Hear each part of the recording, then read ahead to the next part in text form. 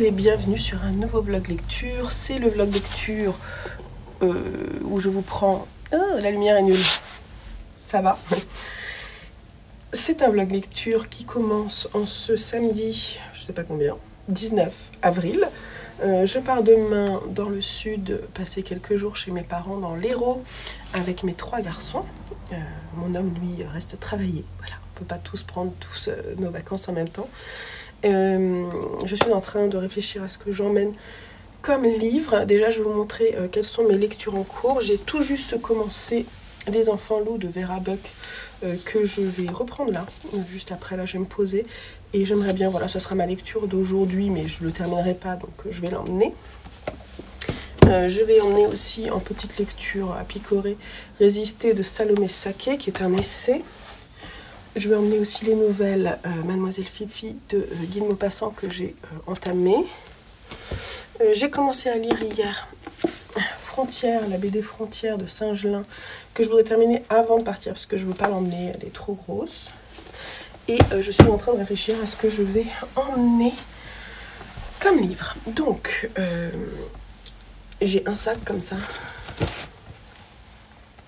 Là-dedans, j'ai mis 2 livres que je vais offrir à mes parents. J'ai mis 2 carnets de lecture.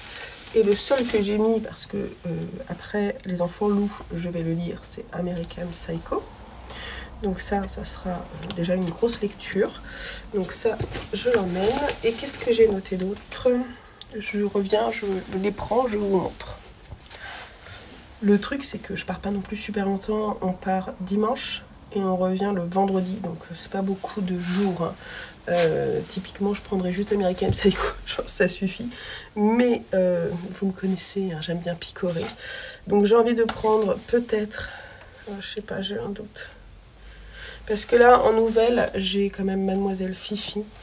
Donc voilà. Donc sinon j'aurais pris La Ronde de nuit, mais je crois que je vais le laisser ici. Je vais quand même prendre de la poésie, Retrouver la douceur de Cécile Coulon. Parce que oui, trop bien. J'avais envie de prendre un duo, parce qu'en graphique, je vais vous montrer après, je vais prendre que ces graphiques-là. Alors, sinon, si je termine American Psycho, j'aimerais, je vais prendre plusieurs parce que comme ça j'aurai le choix. Il y a La Salle de bal d'Anna Hope que j'aimerais lire dans le cadre notamment du mot fête. Un service presse qui est très court, Wallaby, que je peux certainement lire en une journée, mais après on a prévu quand même de faire des trucs, donc et en même temps c'est repos, hein, donc oui, je vais l'emmener. Et puis le dernier que je vais prendre, c'est je le commencerai peut-être Les Suprêmes de Édouard Calcemo. On va voir. Voilà ce que je vais prendre. Et en graphique, je prends un service presse, Intraitable, le tome 2 envoyé par Rue de l'Échiquier, un comics, un tome 3 qui est en VO, Lights de Brenna Themler, et la duologie Takopi, le péché originel de Takopi. Voilà ce que je prends. C'est pas mal, c'est pas mal. Déjà, le sac va être rempli. Je vous montre ça et on se retrouve pour les premières séquences sur ces lectures.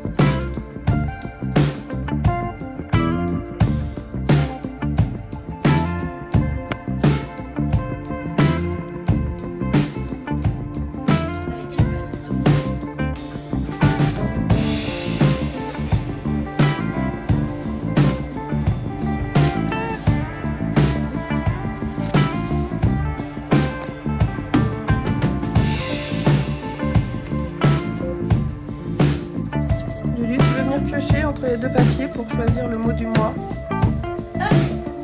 Allez, tu montreras à la caméra. J'espère que c'est un bon mot. J'espère que c'est pas un mot qu'on a déjà fait. Qu'est-ce que c'est comme mot? Arbre. Arbre. Ah ouais, trop bien. Merci Doudou. C'est un beau mot ça. Est-ce que ça te donne des idées? Un livre qui parle d'arbre. Entre autres. Non mais entre autres. Ou alors qu'il y a une couverture avec un arbre.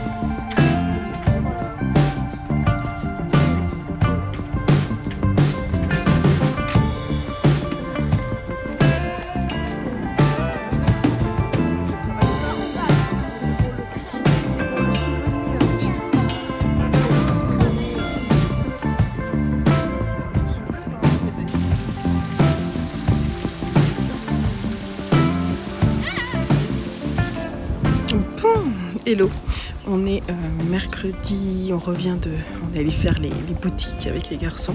Je vous ai pas pris parce que ça se voit pas là, si peut-être un peu. J'ai eu une réaction allergique très forte à un produit que ma dermato m'a conseillé. Et donc j'étais complètement non présentable. Donc pour commencer les vacances, c'était trop cool. Voilà, donc juste pour vous dire que je pense que je vous ferai plutôt un point lecture en rentrant, puisqu'on part vendredi. Donc vendredi après-midi, voire ce week-end, je vous dirai un petit peu ce qu'on a fait. Et on est allé hier à faire le tour des librairies à Montpellier, donc on a fait des achats et mon book haul arrive bientôt, donc je vous montrerai ça. Voilà, un peu de lecture, mais si quand même je lis un peu mon bouquin. Je suis en train de terminer là, Les Enfants Loups de Vera Buck, qui est un service presse. Et je l'aurai fini, donc comme ça je pourrais venir vous en parler. Mais je me régale, c'est trop cool. Bon, ça va mieux, heureusement. J'ai eu peur, hein. J'ai cru que je devais aller aux urgences et tout, mais non. Je vous fais des bisous, je vous dis à plus tard.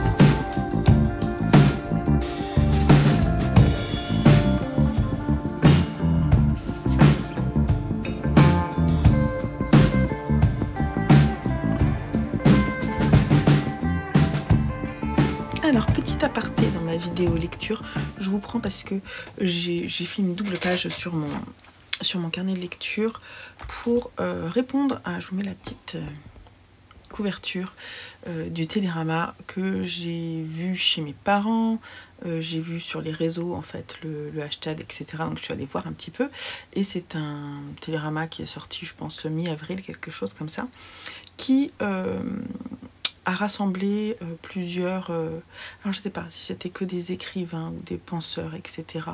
de tout le monde entier pour faire un palmarès des 25 livres qui ont marqué ce début de 21e siècle, puisqu'on est en 2025, le premier quart de siècle.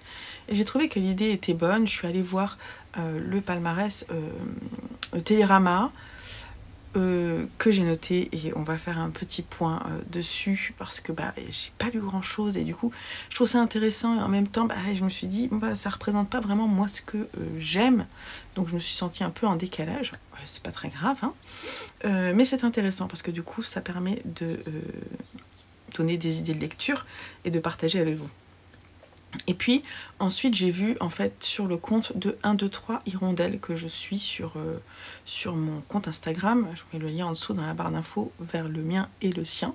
Elle a partagé en fait du coup ce palmarès, elle a fait la liste et elle a demandé à des personnes sur Bookstagram de leur donner leur top 5, je crois. Je sais pas si c'était le top 5 ou le top 25, pour ensuite le partager, ce qu'elle a fait hier ou avant-hier, je sais plus. Et j'ai noté du coup aussi sa sélection. Alors les 5 premiers, plus elle a plus que 25 parce qu'il y a eu des ex-aequo, donc ça fait une trentaine de livres. Et je trouvais ça intéressant de les noter dans mon carnet de lecture et peut-être de voir avec vous rapidement ce qu'il en est. Alors déjà, dans le palmarès Télérama, moi j'ai souligné, je vous montre ma double page. Donc là, c'est le palmarès Télérama. J'ai souligné ceux que j'avais dans ma pile à lire, voilà, et ceux que j'avais lus en marron. Donc en fait, de ce que j'ai lu, il y a Cormac McCarthy, La Route, et oui, je dis ok parce que c'est un très bon livre, je comprends qu'il soit dans la liste. Kafka sur le rivage d'Haruki Murakami, Purge de Sophie Oksanen. Et dans ma pile à lire, j'ai Neige d'Oran Pamuk, que Sylvette m'avait offert, et La carte et le territoire de Michel Houellebecq, que je n'avais pas forcément envie de lire parce que j'en ai déjà lu des Houellebecq et j'avais l'impression d'avoir fait un peu de tour. Mais bon, j'en ai reparlé avec mon compagnon. Il est possible qu'il aille de ma bibliothèque, ma pile à lire un de ces jours. Voilà. Après, donc là, ça fait 5 sur 25. Je vous donne les titres rapidement comme ça à l'audio et vous me direz si vous connaissez certains des livres que je vous mentionne et si selon vous, c'est vraiment, ça serait intéressant que je les découvre. On a 2666 de Roberto Bolaño, qu'on retrouve aussi dans la liste de 1, 2, 3 Hirondelles, si je dis pas de bêtises. Austerlitz de W.G. Sebald. Je vous mettrai peut-être les couvertures. La fin de l'homme rouge de Svetlana Alexievitch. La tâche de Philippe Roth. Les années d'Annie Ernaux. Les livres de Jacob d'Olga Tokarczuk.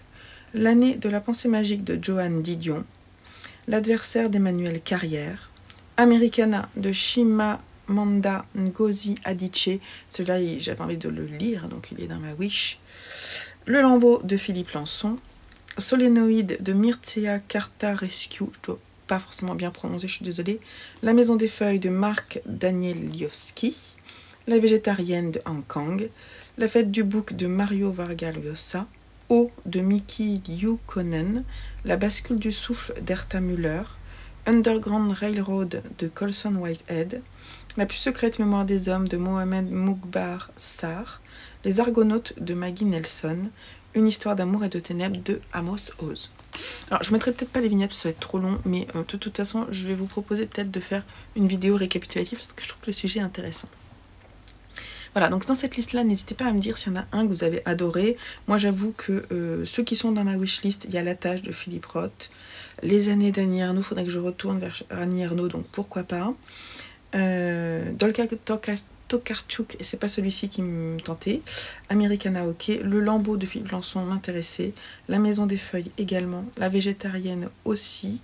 Underground Railroad de Colson Whitehead aussi. Mais je voudrais d'abord lire celui. J'ai Nickel Boys dans ma pile à lire. Et voilà. Donc ensuite, dans la liste de 1, 2, 3 Hirondelles, ceux que j'ai lus, il y a Ton absence n'est que ténèbres de John Calman Stephenson. J'ai adoré. La route y est aussi, de Cormac McCarthy. Kafka sur le rivage aussi. Le soleil d'Escorta de Laurent Godet, que moi je n'ai pas particulièrement apprécié. King Kong Theory de Virginie Despentes, oui. Brothers de Yua aussi, que j'ai lu et que j'ai beaucoup aimé. La horde du contrevent d'Alain Damasio aussi. Il y a Purge aussi de Sophie Oksanen et Le Chardonneret de Donna Tartt. Ça, c'est ce que j'ai lu. Ensuite, dans ma pile à lire, j'ai Confiteor de Jaume Cabré. Celui-ci, il faut qu'on le lise et que je vous le propose en lecture commune parce que j'en entends parler depuis un moment. L'art de perdre de Alice Zeniter que j'ai dans ma pile. Sur les ossements des morts d'Olga Tokarczuk, c'est celui-ci qui me tente. La maison dans laquelle, celui-ci, je l'ai abandonné. C'est pas grave, ça peut arriver. Station Eleven d'Emily St. John Mandel, que j'ai aussi. Et après, il y a Apérogon de Colum McCann, Les éclats de Bret Easton Ellis, que j'ai très envie de lire. La tâche aussi de Philippe Roth y est. Americana, il y a aussi. Il y a Le lambeau aussi. Et il y a Réparer les vivants de Maïlis de Kerangal. Je pense que je voulais le lire et que en fait finalement j'avais plus envie. La plus secrète mémoire des hommes, c'est pareil, il me tente pas beaucoup. Il y est aussi. L'ombre du vent, ah ben je l'ai pas souligné, mais je l'ai. L'ombre du vent de Carlos Ruiz Zafón. Celui-ci, je l'ai acquis il y a pas longtemps. Il y a aussi 43-21 de Paul Auster. J'ai lu que de la poésie de Paul Auster, je crois. Et 2666 de Roberto Bolaño, il y a aussi Home de Tommy Morrison. Le quatrième mur de Sorge Chalandon. La mort d'un père de Karl Ove Knausgaard. Thomas Nevison de Javier Marias et Le complot contre l'Amérique de Philippe Roth. Philippe Roth y est plusieurs fois. Voilà, donc je trouvais ça intéressant de vous partager parce que voilà, c'est du partage et que ça vous intéressera peut-être.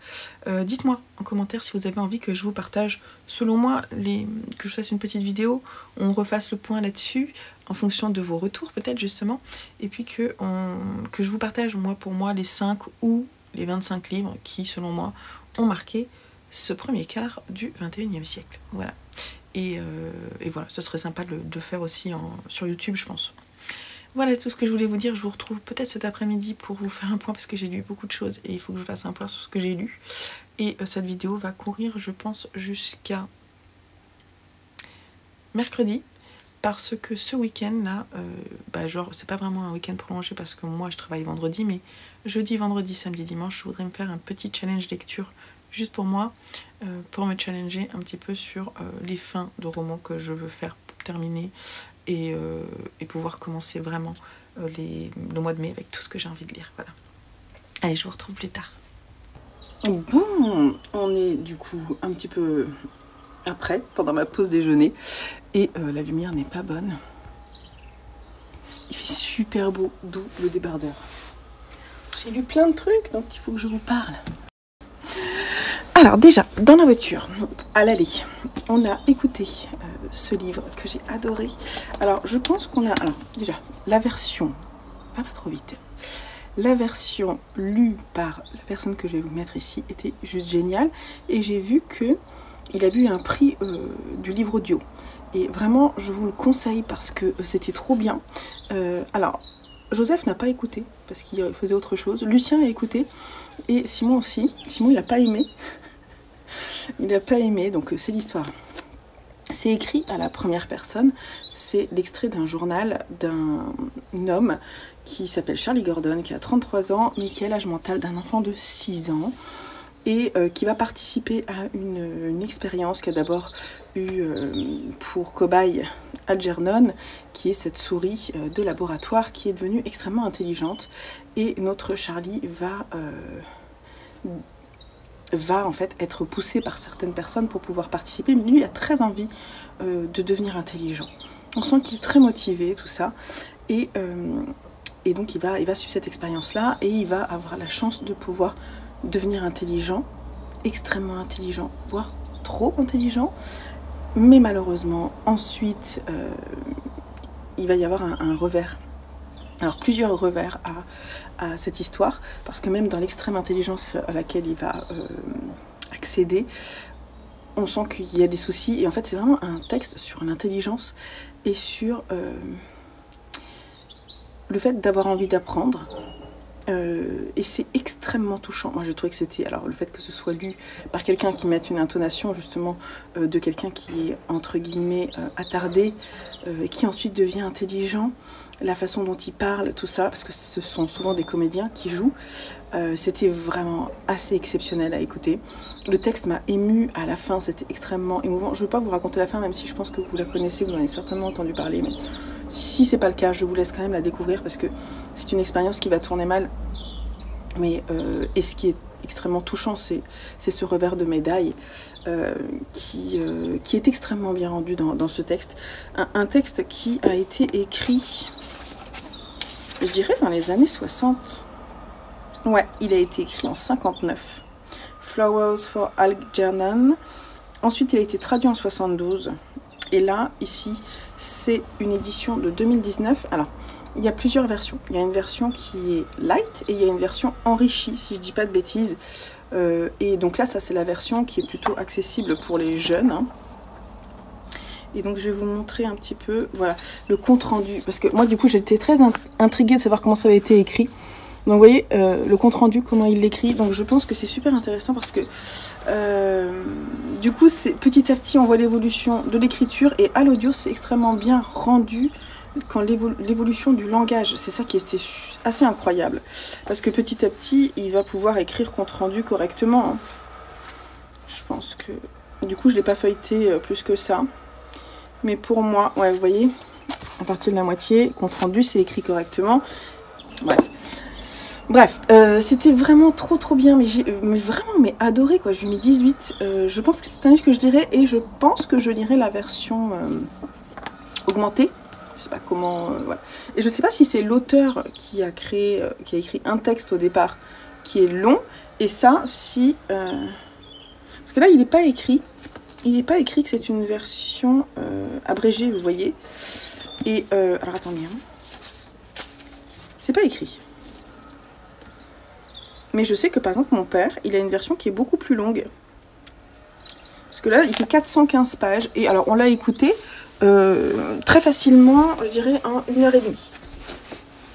Donc, c'est écrit gros. Voilà. Alors, je vous invite à le lire si vous ne le connaissez pas. C'était vraiment assez exceptionnel. Ensuite, chez mes parents, je n'ai pas énormément lu, mais j'avais des bouquins un peu en cours. En fait, je suis partie avec ce bouquin en cours que j'ai fini à la fin des vacances. J'ai lu 2 mangas. J'ai lu cette duologie là. Le péché originel de Takopi chez Pika édition de Taizan 5, qui est le premier tome et le second tome. Alors, on peut pas dire que j'ai particulièrement apprécié, j'étais très mal à l'aise. Ce plan est merdique. J'étais très mal à l'aise.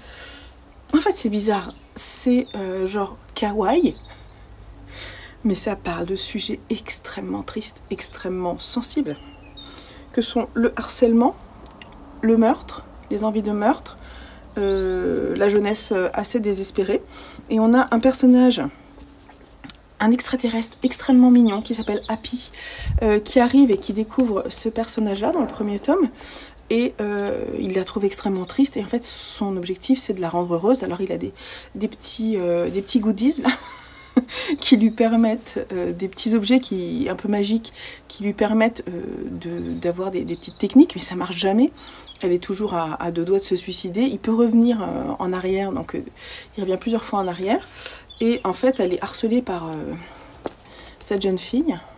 Là, voilà.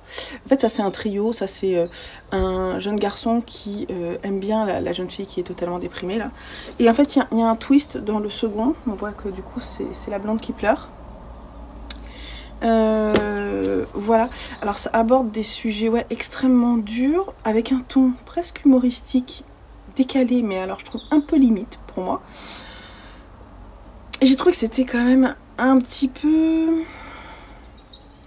En fait, en y réfléchissant après, j'étais un peu gênée, en fait, vous voyez.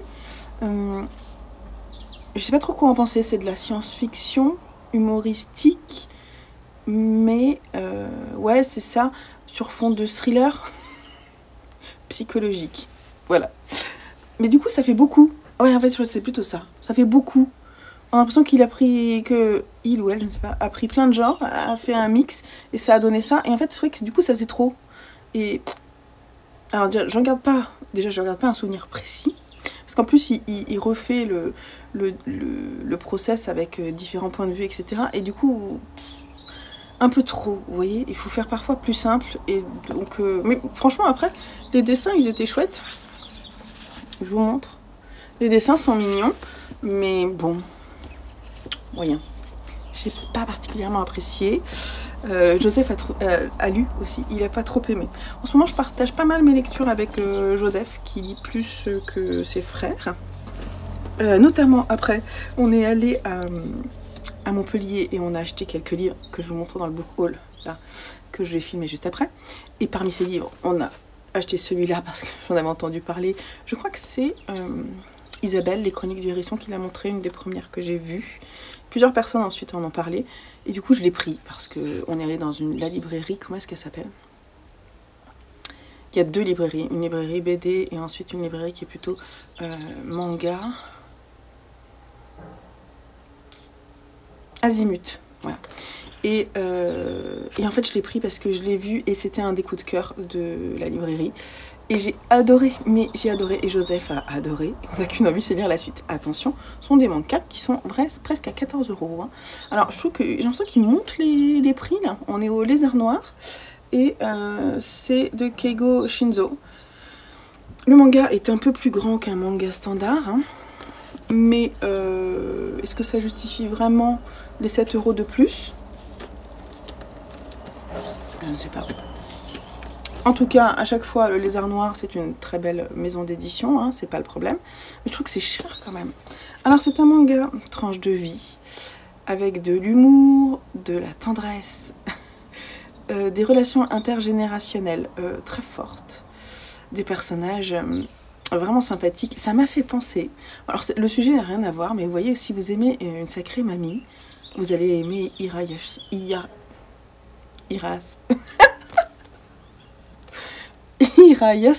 Ah, c'est clair que vous allez aimer, parce que y a tout. Il y a de l'humour, il y a des dessins qui sont assez simples, mais de la tendresse entre les personnages. Ça, on y parle d'amitié, on y parle de relations. Là, les deux personnages qui sont là sont cousins. Et ce jeune homme-là, lui, il a, je dirais, ouais, 29 ans. Alors, c'est un friteur. Et un friteur, j'ai noté, c'était quoi? À un moment, ils expliquent ce que c'est qu'un friteur. C'est un gars, en fait, qui avait prévu de faire une carrière dans le cinéma. Et puis, en fait, il a abandonné. Voilà, un friteur, c'est un employé à temps partiel. Donc en fait, il y a un truc qui profite de la vie, notre personnage, Ikuta.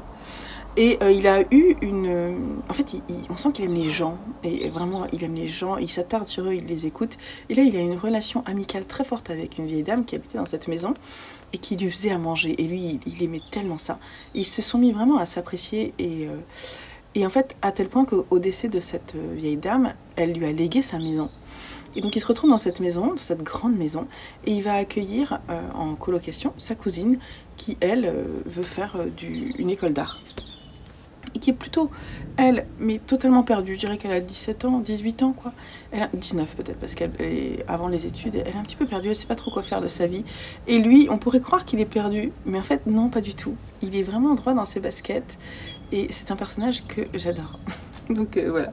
Bref, en plus, il est pas bon dans les relations amoureuses. Il est vraiment mauvais et on sent que il va se passer des trucs. Et voilà, c'est vraiment, j'ai adoré. J'ai adoré, je lui ai mis 18 je crois aussi. J'ai adoré ce manga. Ensuite, j'ai fini Les Enfants Loups de Vera Buck qui, je crois... Non, c'est peut-être pas un de ses premiers. Bon, en tout cas, c'est une écrivaine qui est allemande. Elle était au Quai du Polar, j'ai vu son interview sur son livre d'ailleurs, c'était très intéressant parce qu'elle dit que c'est un texte où ça se passe dans les montagnes, mais on ne sait pas précisément où, et que effectivement ça pourrait être dans les Alpes en France, comme ça pourrait être aux États-Unis. Mais c'est vrai que il y a un fond, il y a un petit air là, en tout cas il y a un air montagnard dans ce texte-là.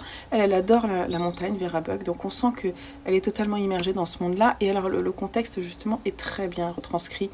On est dans un...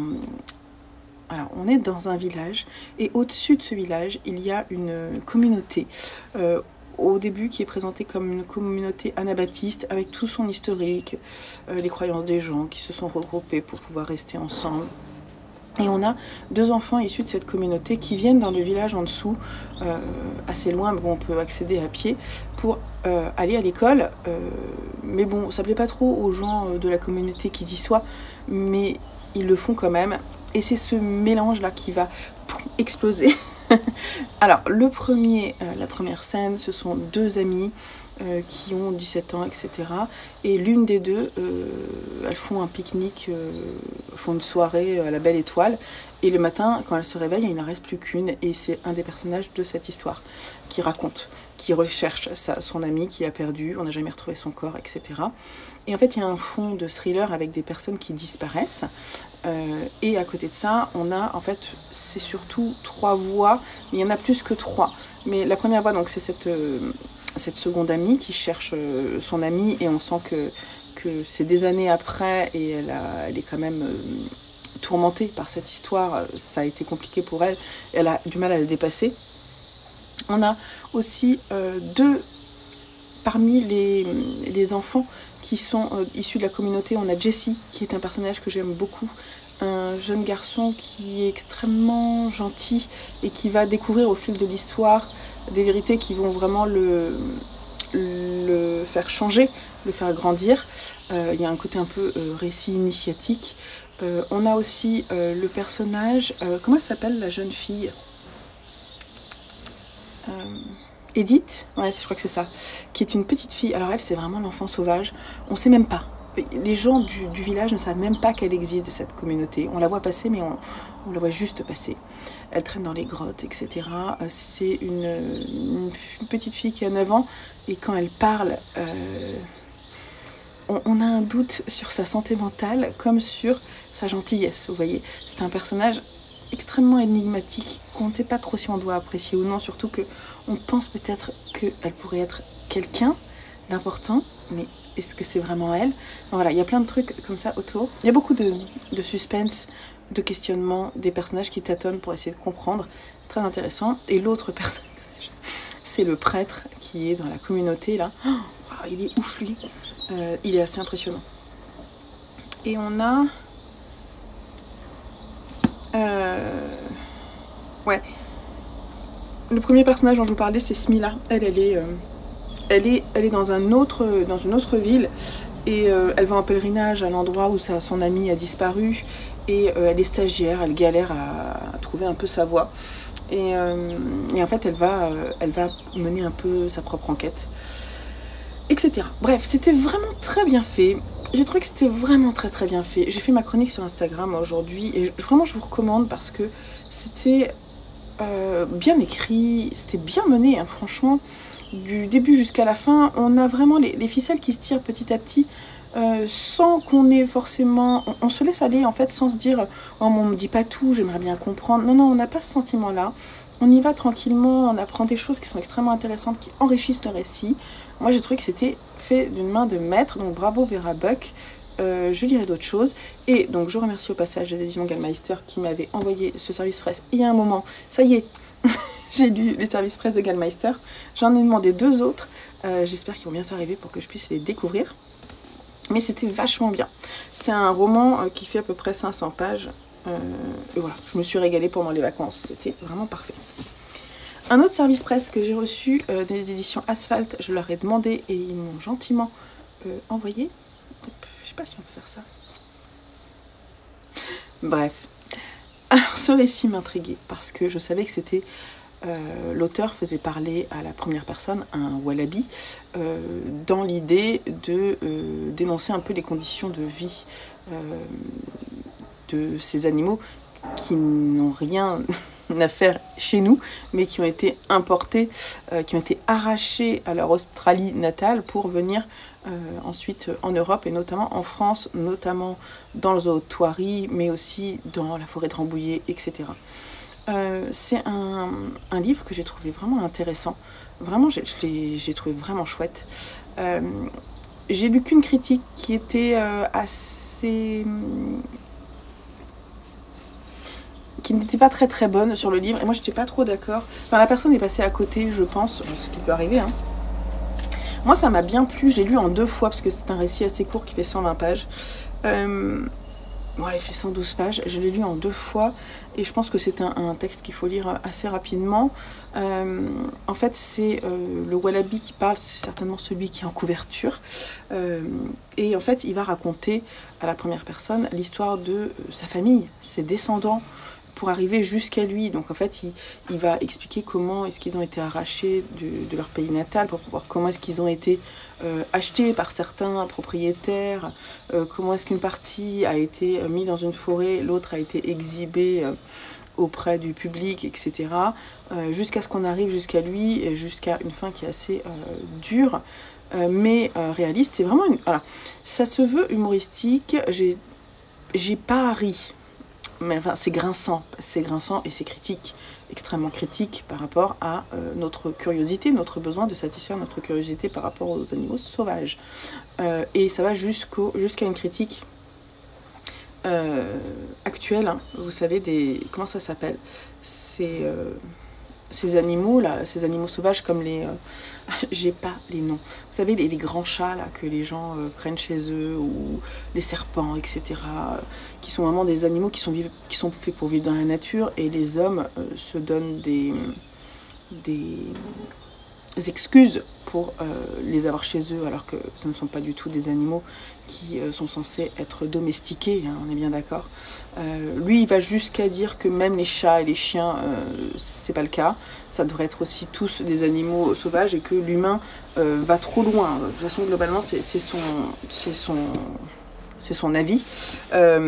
Alors, vous allez être malmené. Hein. Moi, par exemple, je suis allée plusieurs fois au zoo de Thoiry et donc j'ai fait la touriste. Hein, et c'est vrai que j'ai toujours eu ce sentiment un peu ambivalent de dire ok, c'est intéressant pour les enfants de voir les animaux, mais est-ce que pour les animaux c'est bien?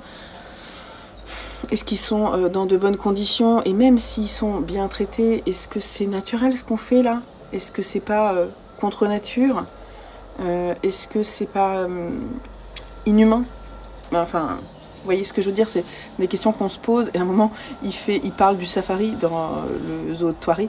Et c'est vrai que du coup, ça m'a parlé. Hein, forcément, je me suis retrouvée comme une andouille dans ma voiture. Voilà. C'était assez intéressant. Vraiment, je trouve que c'est bien fait. J'ai bien aimé le ton employé par Antoine Filias, que je ne connaissais pas. Cette personne est un... Je crois qu'il est barman. Ouais, il est barman et il vit à Rennes. Il continue. Voilà, et il écrit. Et il prend la voix d'un wallaby. Pourquoi pas? D'ailleurs, il va parler de sa propre expérience dedans. Et le wallaby, le critique, c'est très intéressant parce que du coup, il y a le récit dans le récit. Son autocritique. Je trouvais que c'est quand même pas mal de faire ça. J'aime bien. J'aime bien quand l'auteur vient nous questionner et se questionne lui-même. Ça me plaît bien. Voilà. Et pour terminer, là, j'ai fini hier soir le 3e tome de Sheets, la saga de Brenna Thamler, édité ici chez Oni Press, et elle est en VO. Voilà. Alors, écoutez, moi j'aime beaucoup cette saga. C'est marrant parce que j'en parlais en fait avec Joseph, qui lui n'aime pas trop les traits des personnages.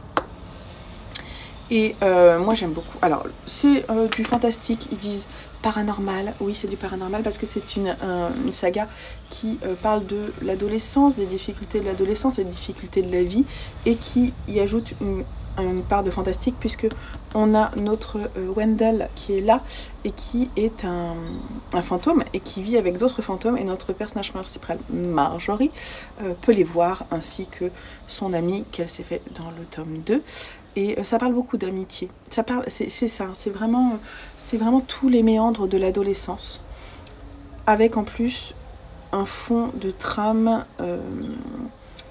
un peu fantastique, mais ouais, une trame parce qu'on pense qu'il y a eu un meurtre, que ce fantôme en fait est la victime d'un meurtre. C'est un petit garçon en fait, et dans ce 3e tome on va comprendre forcément, c'est la fin, c'est qu'est-ce qui s'est passé pour Wendell, d'où il vient, qui il est, etc. Et c'était vachement chouette. Voilà. Donc moi j'ai beaucoup aimé, et j'adore les dessins. Je vous ai montré, je pense, un peu, mais j'adore. Donc j'aime beaucoup. Donc c'est très pastel, et j'aime bien l'ambiance de nuit. Alors de nuit, voilà, on est sur des violets et des bleus, rose, violet, bleu. Je trouve ça très très chouette. Franchement, ça me plaît beaucoup. Dans les intérieurs, on a un autre code couleur, mais c'est très soft, très doux, et ça me plaît bien. Ça me plaît bien et je vous conseille. Voilà. Donc là, je vous prends encore lundi, mardi, mercredi, je pense. Et jeudi, vendredi, samedi, dimanche, je vais me faire un challenge. Je sais pas, j'hésite. J'ai envie de me faire un challenge, genre j'essaie de lire 24 heures. Mais bon, si j'y arrive pas, je continuerai. C'est-à-dire que qu'est-ce que je peux lire en 24 heures de lecture? Je crois que c'est en une semaine à peu près normalement que je fais 24 heures de lecture. Puisque... non, 24 heures, ça fait beaucoup. Ouais, mais en comptant aussi les livres audio et tout. Donc là, je vais voir en fait ce que je peux lire en 24 heures. Je trouve ça rigolo, et je vous emmènerai dans ce challenge. Là, je vais filmer mon book haul. Je vous mettrai ici s'il est sorti avant. Et on se retrouve plus tard pour les dernières lectures. Alors, un petit coucou sur la chaîne lecture avant de bientôt finir ce vlog, qui à mon avis va être long. Je reviens de la bibliothèque et je voulais vous montrer ce que j'ai pris, parce que je vous ai dit dans ma pile à lire ce que je voulais prendre. Je vous ai même dit, mais je suis pas sûre que la vidéo sorte avant, ce que je voulais prendre dans mon book haul. En fait, j'ai réservé des livres. J'ai réservé La végétarienne et j'ai réservé les BD de Xavier Dorisson. Mais ils sont pas encore arrivés. Donc quand on va à la bibliothèque, bibliothèque, ben, moi je peux pas m'empêcher, je peux pas m'empêcher d'aller regarder ce qu'il y a. Puis là j'ai discuté avec un bibliothécaire de l'auteur dont je vais vous parler, et donc j'ai pris d'autres choses. Voilà. Alors donc déjà j'ai pris quand même ce que j'avais repéré, ça n'ira pas plus bas. Donc j'ai pris les 2 premiers tomes, il y en a 4, de l'adaptation d'Elric de Michael Moorcock, adapté par plein de gens. Julien Blondel, Didier Poli, Robin Recht et Jean Bastide. Donc le premier c'est celui-là et le second c'est celui-là. J'ai pas pris les 4 parce que je suis pas sûre que ça me plaise. Donc on va tester. Donc ça c'est cool. Et voilà, on a eu une discussion. J'ai vu en fait, je vous ai parlé dans les sorties littéraires d'un ouvrage de Chabouté qui sort, et j'ai vu qu'il y avait celui-ci, et en plus il a... Alors je sais pas s'il a reçu le Grand Prix d'Angoulême, mais il y a écrit Angoulême 2009. J'ai mis mes chaussures d'été et j'ai barré une ampoule, je pense, c'est pas grave. Donc j'ai vu qu'il y avait celui-là. Comme je connais pas son trait, j'ai pris. Alors en feuilletant rapidement, je me suis rendu compte qu'il n'y a pas beaucoup de texte. C'est écrit très gros, c'est vraiment un dessin particulier. Et quand je l'ai fait passer pour qu'ils le prennent, un des bibliothécaires a dit « Oh super, vous avez pris Chabouté, vous avez pris Chabouté !» Je dis bah ouais, parce que du coup j'ai vu qu'il en sortait un nouveau. Il me dit ah bon, il en sort un nouveau. Apparemment ils en ont 3 à la bibliothèque, et ils n'ont pas l'adaptation de Moby Dick, mais apparemment c'est assez extraordinaire. Je ne sais pas si vous connaissez. Et il m'a donné terriblement envie. Il était complètement sous le charme, et il me l'a vendu, l'adaptation de Moby Dick, il me l'a vendu. C'est en 2 tomes. Ah, si je le trouve, merci à lui. Puis après, j'ai vu un manga que je connaissais pas avec un petit cœur. Ça me donne toujours envie d'aller voir. Il était mis en avant. Donc c'est Nos yeux fermés de Akira Sazo chez Pika Graphique. C'est sorti quand? Il est rentré à la bibliothèque en 2018, donc il n'est pas tout récent, mais je ne le connaissais pas. Et donc c'est apparemment lié sur les sensations, quoi. C'est un aveugle. Hein. J'en sais pas plus. Je vous montre un peu les dessins, mais ça m'a attiré. Bon, je me suis dit, allez, stop, t'arrêtes avec les BD. Et je suis quand même allée faire un petit tour côté roman. J'ai pas vu grand chose qui me plaisait parce que forcément j'attends la végétarienne et je peux pas prendre trop de choses. Mais côté témoignage, il y avait des mises en avant, etc. Et je suis tombée là-dessus. Donc l'année prochaine à New York, Dylan avant Dylan de Antoine Billot chez Arléa. Je ne suis pas allée voir, hein, du coup, sur Livre Addict, j'aurais pu. Mais en fait, j'ai les chroniques qui sont des textes de Bob Dylan que j'ai trouvé à la ressourcerie, et je pense qu'il serait bien que je lise un peu l'histoire de ce jeune homme avant. En plus j'ai envie d'en savoir plus parce qu'il a été tellement secret là-dessus que j'ai envie d'en lire plus. J'aime bien Bob Dylan. Il est sorti en 2017. Voilà, donc je vais aller voir ce qu'il en est, je vais le commencer et voir si ça me plaît. On va voir ça, si ça se trouve ça va être bien. Voilà pour les petites trouvailles de bibliothèque. Je vous retrouve tout à l'heure pour finir la vidéo avec pas mal de livres terminés quand même. Et puis je vous montrerai un petit peu mes lectures en cours. Et demain, je commence un challenge un peu vraiment challengeant.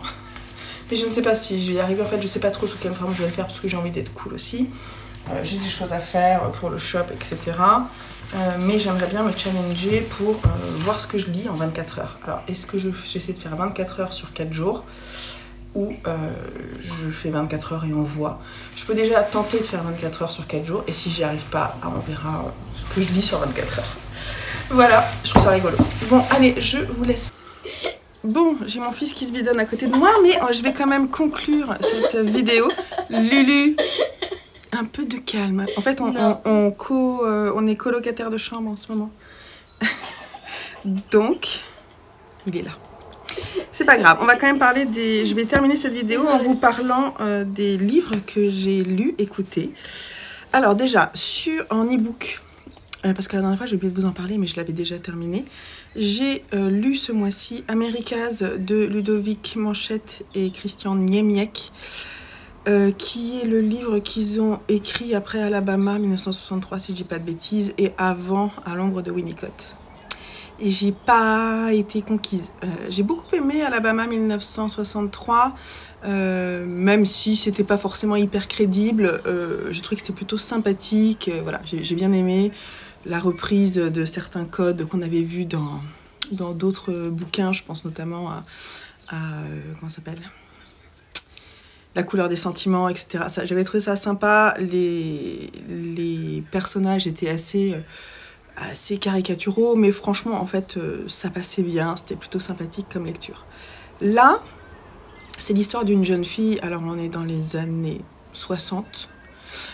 L'histoire d'une jeune fille qui va traverser tous les États-Unis pour quitter sa famille parce que ses parents sont assez minables. Elle a perdu sa meilleure amie dans un accident. Elle s'est fait renverser, en fait. Donc, elle a perdu vraiment sa base, son repère avec qui elle partageait beaucoup de choses. Et ensuite, elle décide de faire du stop pour traverser, pour aller jusqu'à... où ? Je sais plus. Je pense à Las Vegas, c'est pas Las Vegas. Bon, elle traverse tous les États-Unis pour aller rejoindre sa sœur qui est devenue playmate, mais playmate très haut niveau. Voilà. Et en fait, elle pense que sa sœur a réussi et qu'elle va pouvoir s'occuper d'elle et retrouver quelqu'un avec qui elle se sent bien, etc. Et donc, c'est tout son périple qu'on va suivre. Elle a 13 ans, presque 14. Elle est toute jeune, dans les années 60, et elle fait du stop. Elle se fait emmener par un chauffeur de camion. Elle croise des familles, etc. Donc c'est vraiment des rencontres de différents personnages. Il ne se passe pas que des choses sympathiques, mais ce qui lui arrive n'est jamais très grave. On va dire ça. Elle rencontre des gens qui ont pris des décisions de vie, des gens assez formidables. Elle va même rencontrer sur son chemin Bruce Springsteen, Elton John, etc. Elle va rencontrer des famous. Mais voilà, moi j'y ai pas cru du tout. J'y ai pas cru au fait que on rencontre toujours que des gens formidables quand on fait du stop. Et j'ai trouvé que c'était très facile. J'ai un peu levé les yeux au ciel, un peu tout le temps. En plus, elle fait tout le temps croire qu'elle n'est pas jolie, mais en fait, on se rend bien compte qu'elle est plutôt jolie. Et elle se fait pas trop embêter. Elle le ment sur son âge, elle dit qu'elle est plus âgée, mais elle se fait jamais vraiment embêter. J'y ai pas trop cru. Voilà.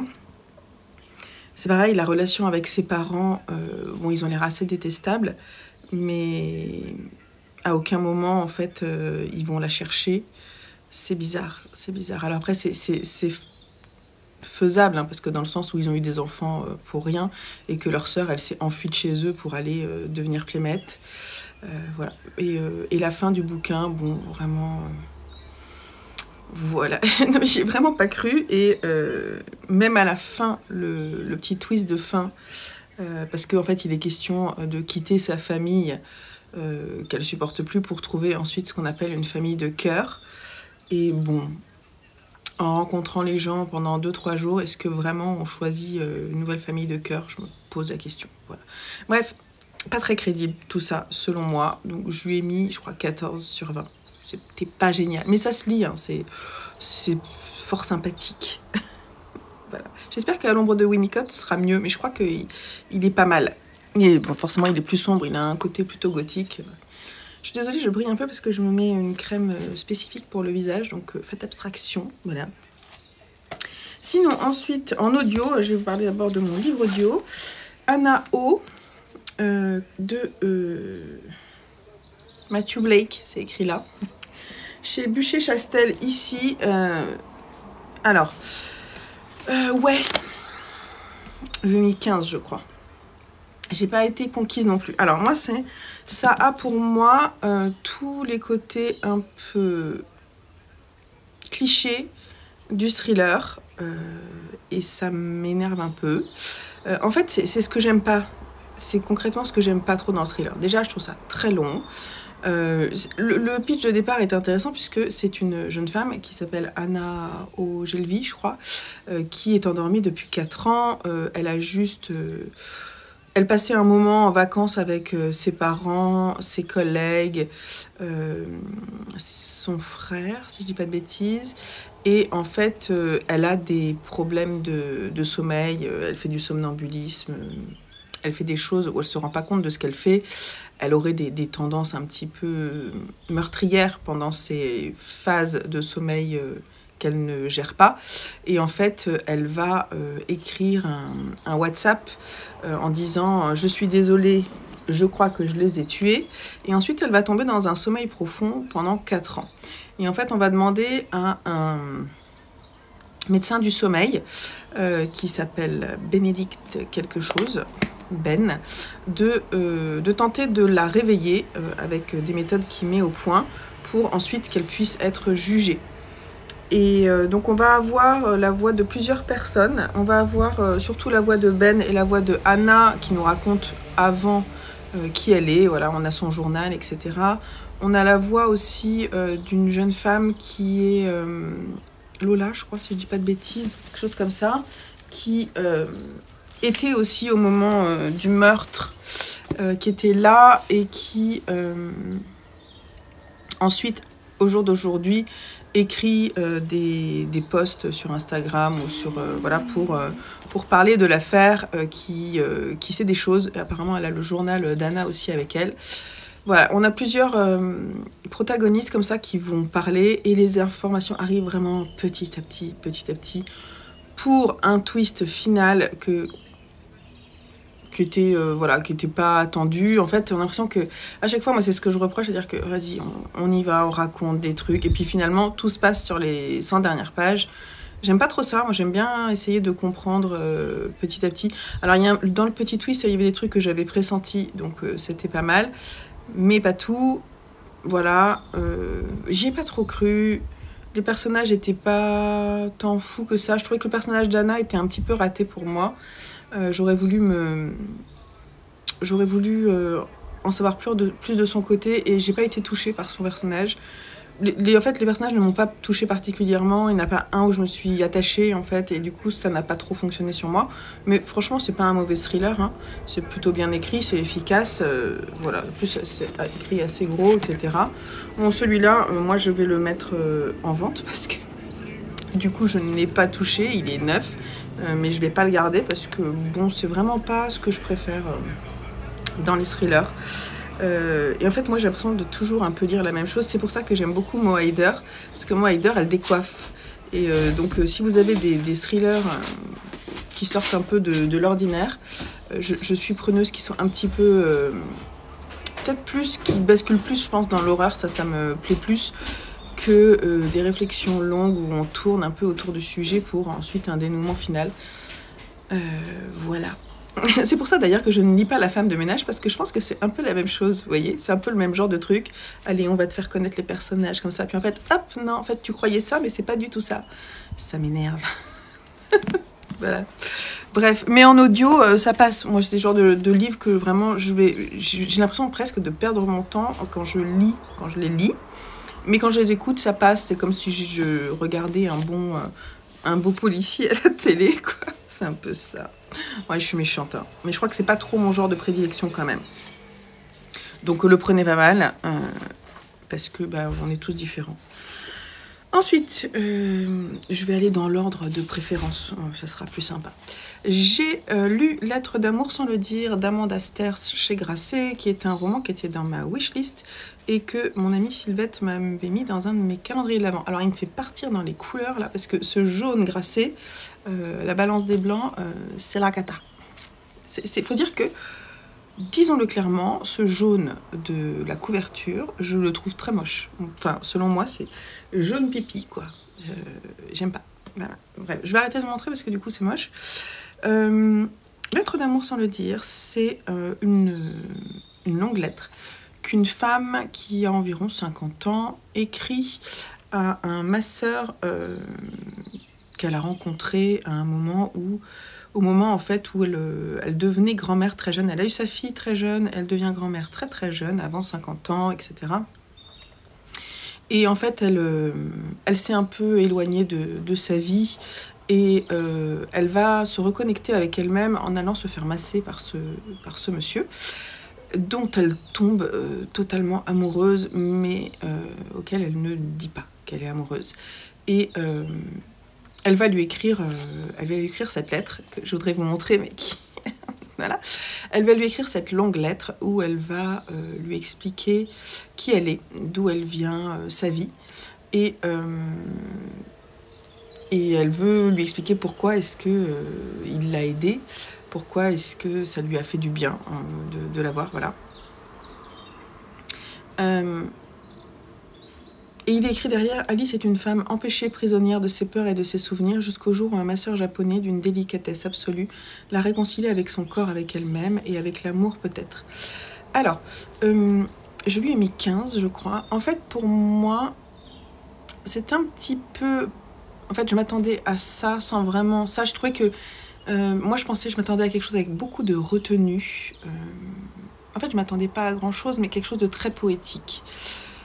Et c'est pas tant poétique que ça. C'est vraiment un roman contemporain comme on a pu en lire, je pense.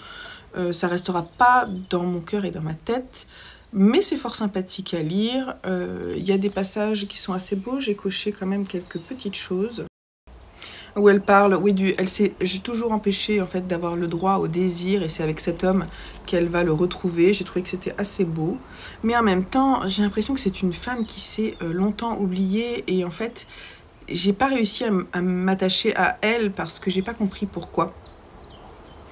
C'est pareil, la relation qu'elle a avec sa fille. Le fait qu'elle projette son image de jeune grand-mère, de femme, elle se sent pas à l'aise parce qu'elle est plus jeune, elle se sent sans cesse rabaissée par les autres, par les parents du jeune homme qui est papa. Elle se sent sans cesse rabaissée tout le temps, pas écoutée par les autres. Et en fait, elle ne dit rien, elle ne s'exprime pas pour tenter de changer les choses. Donc en fait, elle est très en retrait sur sa vie. Et moi, j'aime pas ça. Je comprends pas pourquoi elle fait ça. Et en fait, ça m'énerve. Et ça m'énerve, il faut s'exprimer. Et donc en fait, le personnage m'a un peu embêtée. Elle dit quelque chose qui est intéressant. Je retiendrai que nous parlons tous la même langue, mais que nous avons peur de nous écouter. Qui entend l'arbre qui tombe dans la forêt? Je pense que si personne ne l'entend, tout le monde le sent tomber. Peu de gens veulent se soucier des arbres qui s'effondrent loin d'eux, et on refuse d'accepter que nos cœurs entendent tout, que notre humanité est la somme des forêts décimées et d'arbres qui tombent en nous, de sources qui bruissent et d'oiseaux et de cris de douleur et d'abeilles qui bourdonnent. Voilà. Donc il y a des passages qui sont assez beaux, mais ils sont très éparpillés, sans forcément faire une boucle, je trouve, touchante. Donc, et puis le personnage ne m'a pas particulièrement touchée. Elle est... Voilà, j'avais envie qu'elle se bouge, en fait.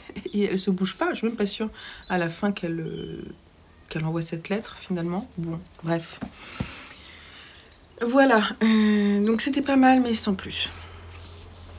Ensuite, j'ai lu Résister de Salomé Saké, ce petit pamphlet politique de cette jeune journaliste qui a fondé Blast d'ailleurs. Bon, je connais pas grand chose moi sur ce média, mais c'est certainement très intéressant. J'ai trouvé que son essai, donc c'est un essai qui va présenter le danger de l'extrême droite qui est vraiment aux portes du pouvoir, et de comment elle va expliquer, elle va reprendre, la première partie est très intéressante où elle reprend l'histoire de l'extrême droite jusqu'au Rassemblement national qu'on a vécu là dans les dernières élections, notamment législatives, et le danger qui était vraiment à notre porte. Et j'ai trouvé que c'était intéressant, c'était très fourni, beaucoup de références. Voilà, donc je pense que c'est important à lire. Après, sur la partie résister, c'était intéressant. Elle parle beaucoup des médias dont elle est issue, le fait qu'elle dise que c'est une... voilà, quand on est journaliste, on est forcément engagé. Ce qui était très intéressant, c'est l'extrême droite par rapport aux médias, comment via notamment Bolloré, ils ont pris la main sur tous les médias, et sans forcément en faire l'apologie, ont imposé leur vocabulaire, leur présence.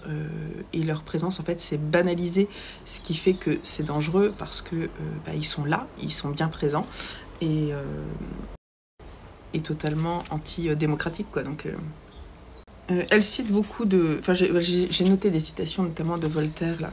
Ceux qui peuvent vous faire croire des absurdités peuvent vous faire commettre des atrocités. Et j'ai trouvé que c'était très intéressant. Elle parle de l'accélérationnisme. La bataille médiatique, j'ai trouvé ça vraiment pertinent. Elle dit bien, les médias ne disent pas ce qu'il faut penser, mais ce à quoi il faut penser. Et c'était très passionnant. J'ai appris des choses sur le réseau Atlas, etc., que je ne connaissais pas. Et rien que pour savoir tout ça, je vous invite à le lire pour faire aussi un acte de résistance aussi, rien qu'en le lisant, en donnant de l'argent à cette jeune journaliste. Alors je dis qu'elle est jeune, mais elle a déjà une bonne carrière avant elle. Elle doit avoir 27 ans ou 28 ans, quelque chose comme ça. Mais franchement, c'est plutôt... En plus, c'est très abordable. Moi, je vais le faire lire à mes enfants, enfin, notamment Joseph. Là, j'aimerais bien qu'il le lise. Voilà, donc il faut se renseigner sur le sujet pour comprendre les risques qui sont présents. Et j'ai beaucoup apprécié. Je lui ai mis 16. Le tome 2 d'Intraitable de Choi Kyu-sok, édité chez Rue de l'Échiquier, que j'ai reçu en service presse et je les remercie. Alors, c'est un manga, c'est un manhwa qui parle de syndicalisme en Corée et notamment avec l'arrivée, si je dis pas de bêtises, de Carrefour, je sais plus. En tout cas, ça va raconter l'histoire d'une entreprise en particulier et de certains syndiqués qui vont tenter de faire, d'imposer le droit des salariés et le bien-être des salariés, etc. Et j'ai trouvé que le premier était très intéressant, assez introductif, etc. Et j'avais eu du mal à cerner vraiment ce personnage. Et dans ce second tome, c'est vachement... on a envie de savoir ce qui va se passer. Alors on sait que du coup, cette entreprise n'a pas fonctionné en Corée. Donc du coup, on sait la fin. Mais moi, j'aimerais savoir comment ça s'est passé, comment... le syndicalisme a réussi sa guerre, en fait, contre la mondialisation, etc. Et j'ai envie de savoir, quoi. J'ai envie de savoir, et puis les personnages deviennent vraiment touchants. On a le personnage qui était sur la couverture en premier, là. Lui, c'est vraiment une personne engagée politiquement, très impressionnante. J'ai corné des pages là, parce qu'il y a écrit « Le combat n'oppose pas les gentils aux méchants », c'est pas ça le syndicalisme. Le but est d'empêcher des imbéciles forts de maltraiter des imbéciles faibles. Ça, c'est ce personnage-là, en fait, qui est une sorte de guide, de mentor. Et j'ai trouvé que c'était bien vu. Franchement, c'était plutôt bien vu. J'aime beaucoup le personnage qui est sur la couverture, là, qui est extrêmement discret et qui va devenir un syndicaliste. Parce qu'en plus, il est haut placé, lui, dans l'entreprise. Il est au rayon frais. Voilà, donc c'est vraiment le directeur d'une grosse section. Et il va pas rentrer dans les manigances de la direction. Il va tenter de soutenir, en fait, le personnel qui est... dont il a la charge, et je trouve que c'est vraiment extrêmement touchant. Sous couvert de froideur, etc., c'est vraiment très fort. Donc j'aime beaucoup, je vous invite à découvrir ce manhwa, et merci encore à Rue de l'Échiquier de m'avoir envoyé la suite. J'espère qu'ils vont m'envoyer encore la suite après, parce que j'ai envie de savoir la fin de l'histoire. Il y en a 5, je crois, ou 6, je sais plus. Et celui auquel j'ai mis 17, c'est Mademoiselle Fifi de Guy Maupassant, qui est un recueil de nouvelles que j'ai depuis très longtemps. C'est une édition collector, en plus j'adore la couverture. Le livre de poche old school, quoi. Alors en fait, j'ai lu les 4 premières nouvelles en audio, parce qu'elles sont gratuites. Je vous invite sur Audible à aller les écouter.